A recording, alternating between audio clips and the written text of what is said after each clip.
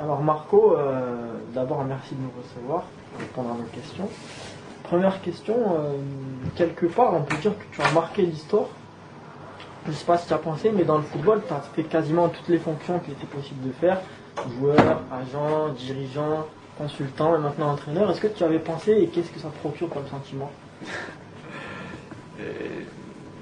Pas forcément un sentiment, mais sûrement une expérience dans tous les domaines. Parce que aujourd'hui, avec les postes d'entraîneur, je suis dans la condition quand même de ne pas être surprise dans n'importe quel événement. Parce que, comme tu viens de le dire, j'étais propriétaire d'un club, j'étais dirigeant, j'étais président. J'étais agent, j'étais de l'autre côté du terrain, j'étais sur un plateau. Et ça, c'est très bien par rapport au fait que cette série d'expériences font que je ne suis pas surprise dans aucun domaine. C'est-à-dire aujourd'hui, en tant qu'entraîneur, j'ai l'expérience des rapports que j'avais comme dirigeant, après comme propriétaire, après comme manager, et ça permet de toucher tous les domaines à 360 degrés. Pas un sentiment vrai, mais bon, sur une situation positive en pensant à toute cette expérience. Donc même une fonction, par exemple journaliste, qui n'a rien à voir avec entraîneur, ça t'apporte aujourd'hui dans ton métier. Oui, parce qu'il y a quand même dans les postes d'entraîneur, il y a aussi la partie que tu vas analyser en dehors du terrain. C'est-à-dire, tu es devant une vidéo, tu vas regarder les matchs et tu vas les analyser. Tu as un avantage en tant qu'entraîneur que tu es sur le terrain, mais après la démarche que j'ai fait en tant qu'entraîneur, comme tous les entraîneurs, de se regarder les matchs, c'est la même chose quand tu fais les consultants. Tu regardes le match, tu l'analyses. Peut-être que c'est plus facile comme entraîneur parce que tu peux arrêter les images, tu peux revoir. Et des fois, quand tu es en direct sur un plateau, tu dois commenter tout de suite. Et des fois, c'est pas évident. Mais c'est un bon entraîneur pour après être entraîneur. Tous les médias ont repris cette fameuse phrase que tu nous avais confiée en 2009, que ton rêve c'était d'entraîner Monaco. Et pareil, quel sentiment ça te fait d'avoir joué dans le club de ton cœur quasiment, d'être résident monégasque depuis tant d'années et d'être entraîneur d'un club que tu supportes? Quel sentiment ça te fait? Mais c'est un rêve aujourd'hui que c'est réalisé. Et même s'il ne faut pas rester dans l'idée que ça peut être, comme on dit, un rêve de gamin, mais c'est plutôt le fait que quand tu as passé des années magnifiques dans un club, c'était le cas de Monaco, le rêve c'est effectivement avoir la possibilité de se mettre à disposition pour redonner sous forme d'expérience, de motivation, de disponibilité, quelque chose dans le club. Et c'est pour ça que, bien sûr, rêve c'est un mot fort, mais c'est surtout dans ce principe, le fait de pouvoir redonner quelque chose à un club qui t'a fait vivre de bons moments. Aujourd'hui, c'est le cas. Est-ce que tu t'es vite adapté à ta nouvelle vie d'entraîneur ou c'était délicat au départ? Non, vite adapté. Moi, j'entends beaucoup de personnes qui me disent que c'est plus difficile de faire entraîneur que consultant. Moi, consultant, j'ai eu la chance de travailler avec des grands professionnalistes sur les plateaux, c'était bien, mais je trouve que faire l'entraîneur, c'est beaucoup plus facile, parce que je suis dans mon domaine, je sais très bien qu'est-ce qu'il faut faire. Après, il ne faut pas mélanger les sentiments que tu peux avoir dans des moments difficiles, comme par rapport à ton équipe et que ça ne marche pas trop bien, à l'effet d'être plus ou moins à l'aise. C'est sûr que sur le plateau, je n'ai pas les mêmes sentiments quand Monaco perd un match que je suis entraîneur. Mais il ne faut pas mélanger la facilité de faire ce métier. Moi, je me trouve beaucoup mieux là qu'en tant que consultant. Est-ce que tu as digéré la descente en Ligue 2 ou est-ce que tu as encore marqué Mais digérer, moi je l'ai vécu autant que supporter, autant que personne liée à l'AS Monaco. J'ai regardé toute la saison. Digérer, moi j'avais rien à digérer. J'ai malheureusement pris acte d'une saison catastrophique, avec un résultat catastrophique, et basta. Mais j'avais pas à digérer ça, je dirais. C'était surtout quelque chose que des fois, même si on le sait, ça peut arriver, et tu dis non, c'est pas possible, mais j'avais pas quelque chose à digérer. Hein.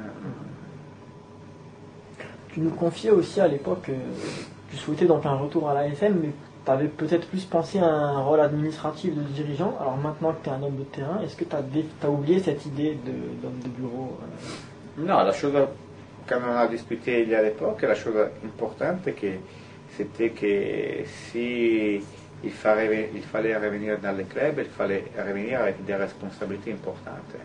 Et c'est sûr que cette époque-là, la direction d'être dirigeant, c'était la plus, comment on dit, proche ou quand même la plus envisageable par rapport à une situation dirigeante structurelle sportive qui, pour moi, il avait une carence. Il manquait, comme on dit, les vrais directeurs sportifs du club. Aujourd'hui, la situation est légèrement changée parce qu'on a un directeur de recrutement qui c'est Jean-Luc Buzy. À ma façon de voir, c'est sûr que dans une structure italienne, à l'italienne, il manque un directeur sportif, mais le club, le président, la direction, il veut plus aller vers une direction anglaise, c'est-à-dire que l'entraîneur, il vient un peu aussi les managers et c'est lui qui, après avoir bien consulté les situations que Buzy propose, c'est lui qui, à la fin, il prend la décision comme si c'était le directeur sportif. On est plus dans cette direction-là. Mais oui, c'est vrai, quand on s'est vu, plus cette possibilité, à l'époque, il n'y avait pas cette idée, cette possibilité. Marco, tu connais le contexte monégasque par cœur, avec un stade peu rempli, entre guillemets. Tu as joué maintenant que tu es de l'autre côté du terrain, comment tu le vois, le fait de... Comme quand j'étais joueur, j'étais tellement concentré dans mon match que pour moi c'était comme jouer à San Siro. Pour moi c'était la focalisation du match. Moi je sais très bien que jouer dans un stade plein avec des supporters derrière toi, c'est quelque chose que ça te donne quelque chose encore de plus. Mais je sais aussi que c'est pas ça qui te fait changer ta prestation.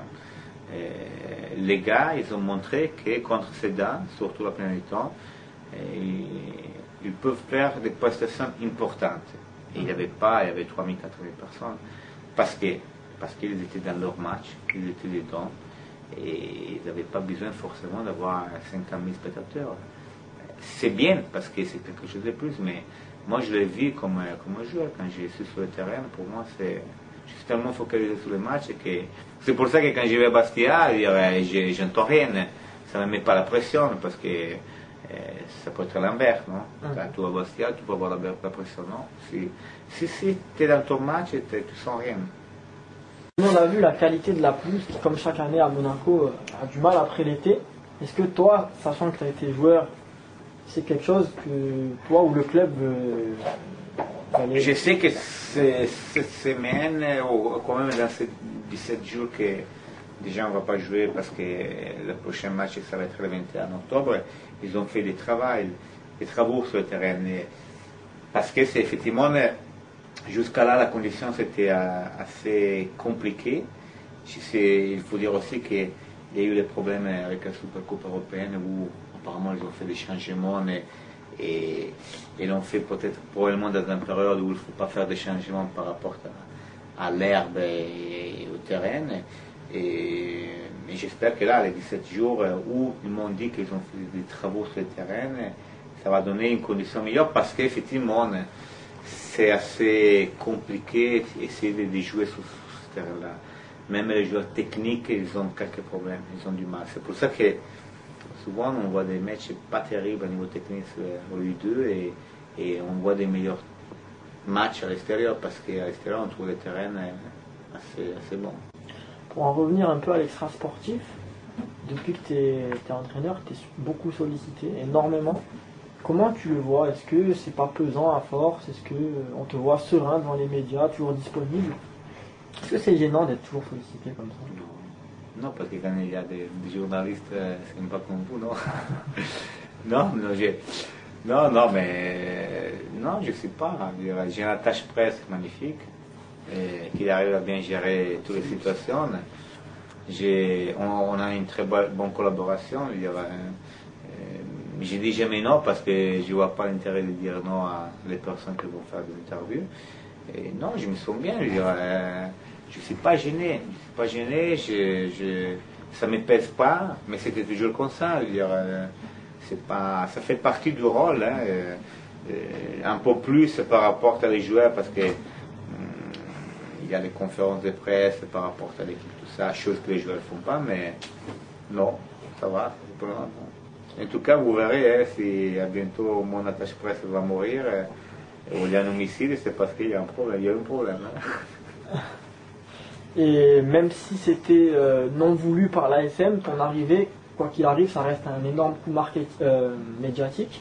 Est-ce que tu en as conscience de ça aussi? Non, j'attends encore les réalités que mon attache presse va me verser par rapport à les ventes de journaux. Non, mais après, il faut voir. Moi, je pense et j'espère que c'est de la médiatisation positive pour la scène.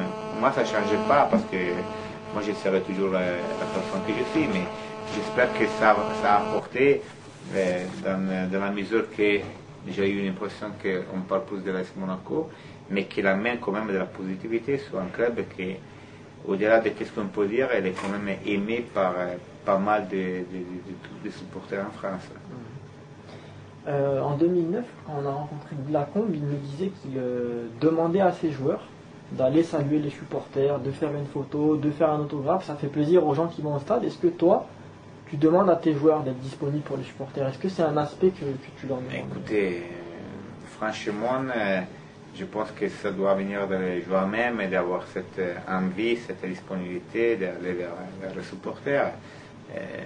Je ne suis pas encore entré dans une situation comme ça, mais je pense que le minimum, c'est d'être proche à les supporters, de donner une disponibilité, parce que au-delà de tout, il ne faut jamais oublier que si nous on est là, on le doit beaucoup à les gens qui aiment le football, à les gens qui aiment l'équipe. Il faut être toujours dans la bonne disponibilité, mais pas parce qu'on doit le faire, mais parce qu'on le sent, parce que c'est la normalité.